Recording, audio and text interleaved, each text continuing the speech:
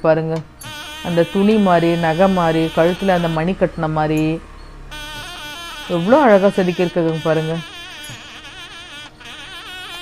அந்த நந்தியை நாங்கள் விதவிதமாக பார்த்துட்டு அப்படியே சுற்றி வந்தோம். ரொம்ப அழகாக இருந்தது. அந்த மணியை பாருங்கள் எப்படி இருக்குது, கழுத்தில் கட்டின மணியை.